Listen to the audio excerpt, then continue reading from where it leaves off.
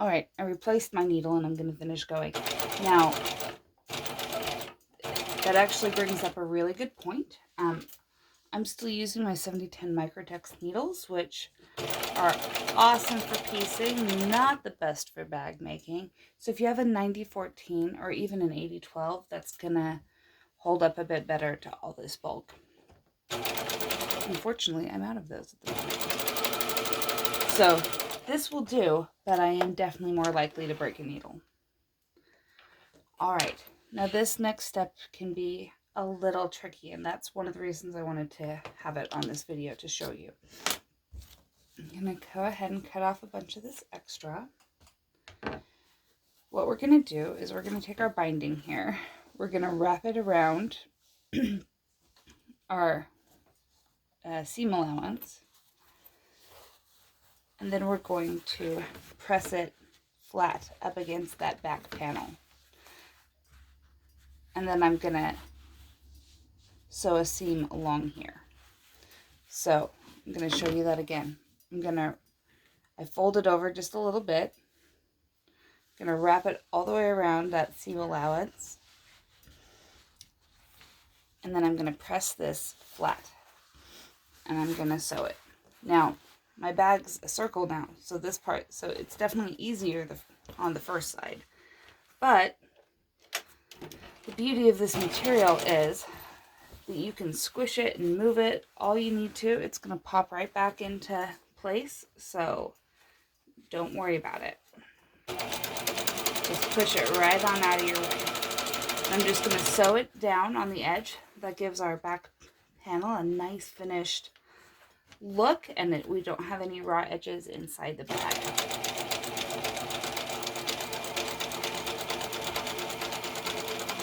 Which is awesome. It just makes it all look so much more finished.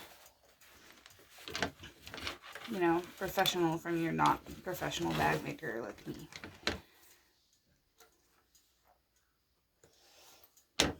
So those are sewn down, and our next step is to put the circles on the top and the bottom.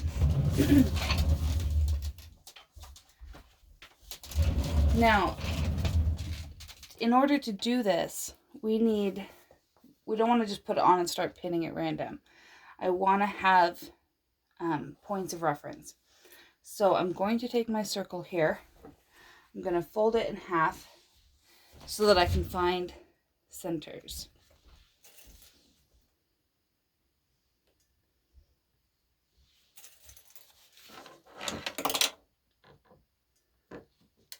Okay, and then I'm going to fold it in half again, matching my two pins up. This went in nice and straight, didn't it? To find the centers on the other ends. So now I have 4 equal quadrants of my little circle. I'm going to do the same thing with the other circle, and then also on my bag. So I'm going to trim this thread because I don't like tails. I'm going to fold this together and match the seam right here. Keep pressing to the back till I have the very center of the back. I'm going to stick a pin in it. I'm just going to put the whole bag flat till I get the opposite end, and that'll give me the center front of the bag.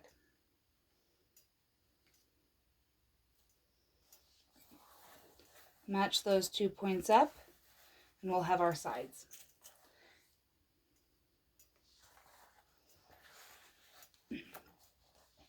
And we're going to need to do this on both the top of the bag and the bottom of the bag. I'm sorry, my voice is a little cracky today.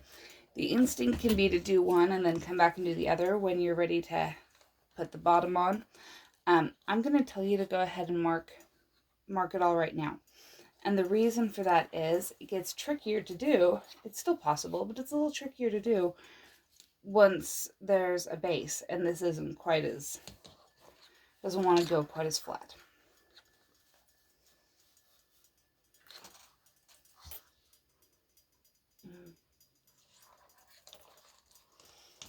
All right. Then once we're done marking these 4 points. What we're going to do is take our circle. We're going to be matching these up. So I have these 2 spots pinned. I'm just going to pin those together.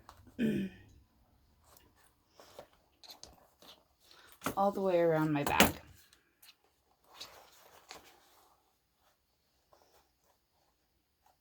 Now I definitely have a method to my madness for how I pin this.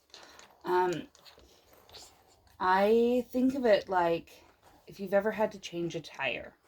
Okay, you don't just tighten one of the lug nuts all the way down and then start working your way around. You do a bit at a time so that it all goes down evenly. And we're going to do that here. So instead of just starting here and pinning all the way around, I'm going to just do like 1 pin on each side. These are really nice. You actually don't have to pin a lot. For the smaller bag, you could get away with only using like 8 pins. Because I'll show you once we start sewing this together, you're going to be amazed at how easy it is to sew this circle onto this side of the bag.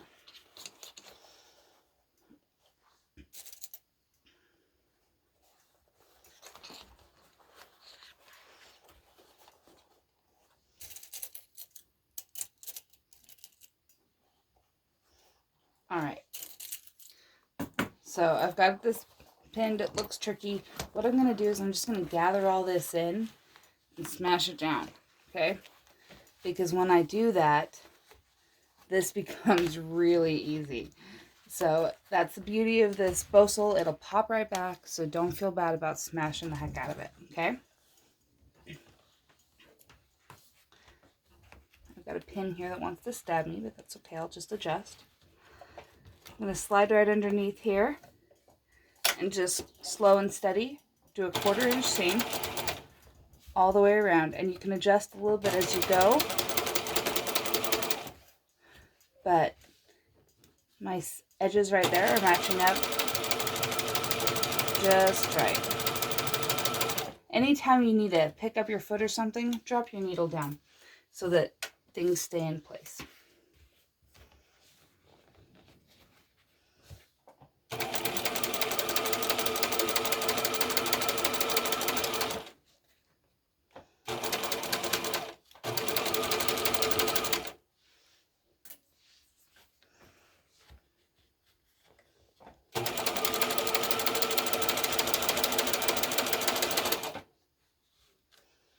See, this one's kind of pulling in, so I'm just going to tug it out like that, and we're all lined back up.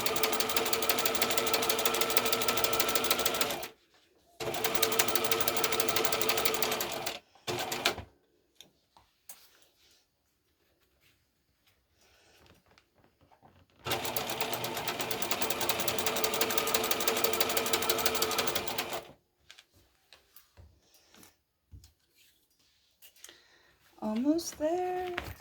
About 3/4 of the way done already.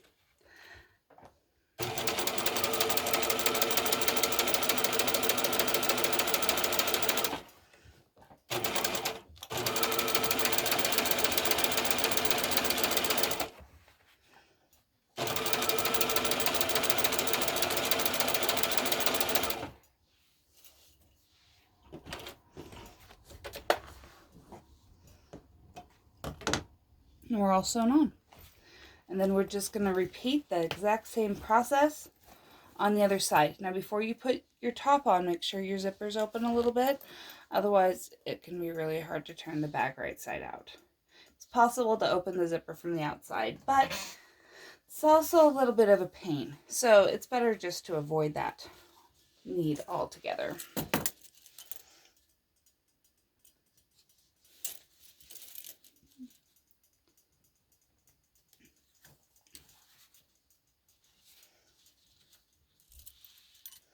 So we'll get the top on, and then we will cover these seams on the inside really similarly to what we did with the other one.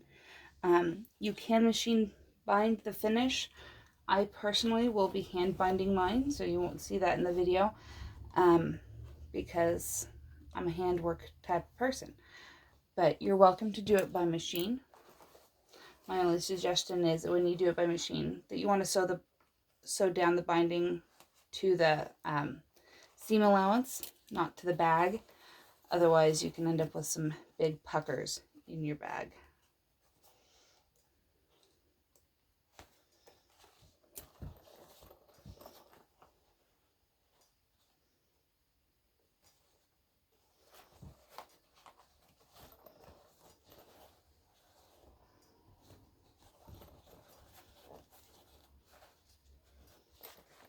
Okay, now when it comes to sewing it down, you do have an option as to whether you have the circle part up as you sew around or the walls.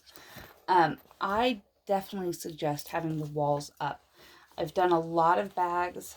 I just find that if I have that section up, I can manage the bulk much better.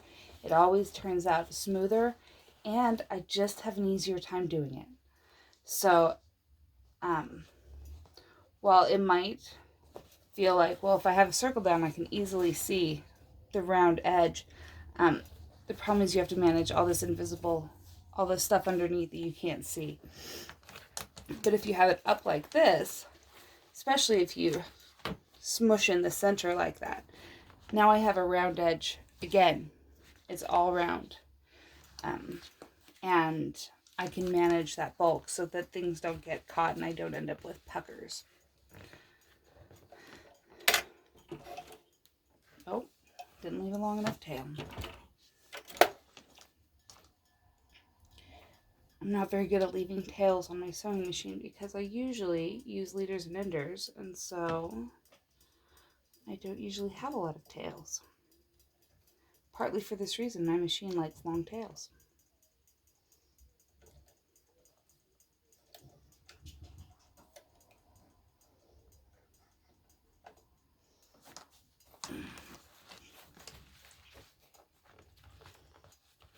All right, go ahead and start right here.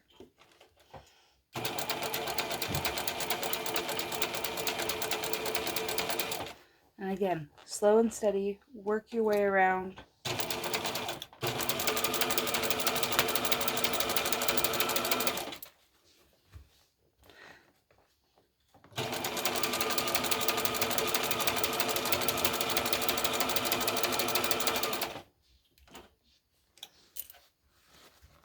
I'm going to move my bulk around real quick, so I dropped my needle so that it would keep it in place.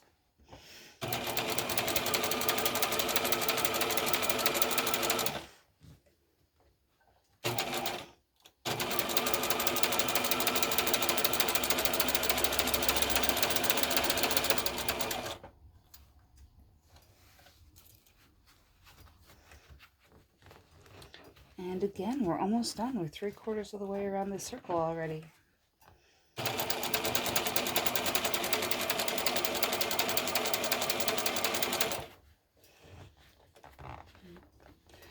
Especially here once we're dealing with these seams on the back panel. It can be a little bit more of a struggle. So I'm going to just lift this up and adjust so that it's nice and lined up. Perfect.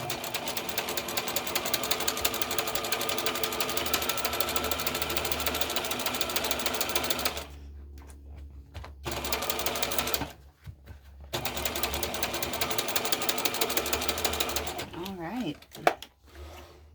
And we have our bag top on. Hooray.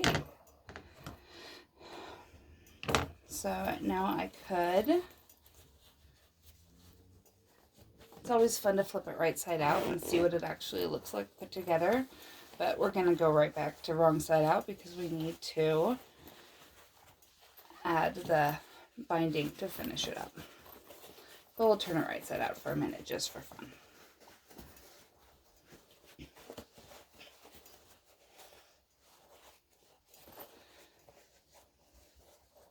Now, here's a trick to really keep your rounded shape here. One thing that helps a lot is when you're done to come over here and give it a press, okay? Go ahead and press these sides to really give them shape, because we've really been messing with them quite a bit, and that'll help the roundness really become more accentuated so that you don't have little like flat spots like I do right here. That's just a matter of how things are placed at the moment, but like with any good sewing project, a little bit of pressing goes a long way. So I've got it on, I've got it ready, this is great, but we're going to turn it wrong side out again. And really quick, I'm going to show you how to put the binding on it. So I do my lining binding the same color as my lining because, well, then it hides. Now, normally with binding, I like to do that fun little magic trick where it's the perfect length and everything. I don't do that on bags, especially little bags. That's just way too much effort. Sorry, I'm at home, you'll hear my dogs. But what I do to begin with is I lay it on, raw edge to raw edge. And I'm going to flip this out at an angle. That way when I come back here and I overlap, I'll have this. So I flipped this out at an angle. And so when I overlap this, I'll have a nice finished edge right here because it's folded over. And okay, I got this from a few people. It was really fun because, I posted my bag on Facebook and they said, now you're supposed to have a bias binding to do that. And you know what? If I was making a tree skirt, yeah, I would totally have a bias binding going here. But you know what? I'm using 1.5 inches thick of fabric and it's the lining of a bag. So I'm not bothering with bias binding. If there are a few little puckers in the binding, I'm choosing to live with that. But if you feel the need to have a bias binding for this, I'm going to tell you, feel free. Cut it at a 45-degree angle and you'll go around a little smoother. I have not had a problem doing it this way.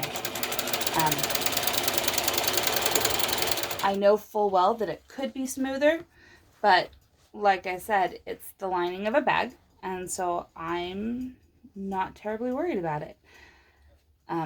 But if you are, there is a solution.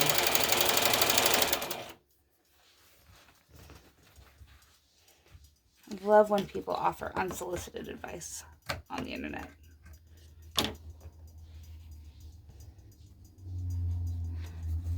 Oh well, that's our culture now, I guess.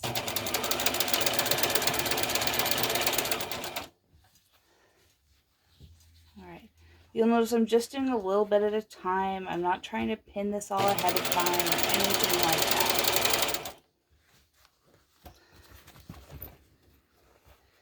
Again, I'm managing the bulk. I'm just pushing it right on out of the way. It'll bounce back when I'm ready for it.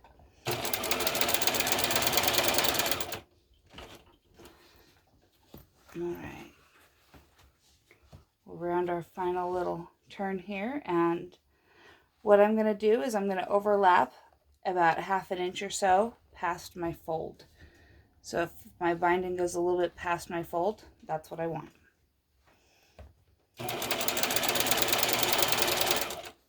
You'll notice I had you cut the binding strips, really long with the fabric, and that's just because you got plenty. That way there's always plenty. And even this end part right here, I'm just going to sew off at an angle. Done. Okay. Then I'm just going to trim this. And like I said before, how you finish this is totally up to you. Some of you are going to choose to fold it over again, and sew it down by machine. What I'm going to tell you is when you do that, sew it to the seam allowance. Don't try and sew it onto the bottom because you're more likely to get puckers. I personally am going to fold this edge over like this and I will clip it down all the way around with a couple binding clips, and I will just sit down and watch a movie for half an hour or a TV show and hand sew all that down. Because that's my personal preference. So either way is fine, and then your bag will be done. So they're a fun little quick project, and I hope you enjoyed it. Thanks. Have a good day.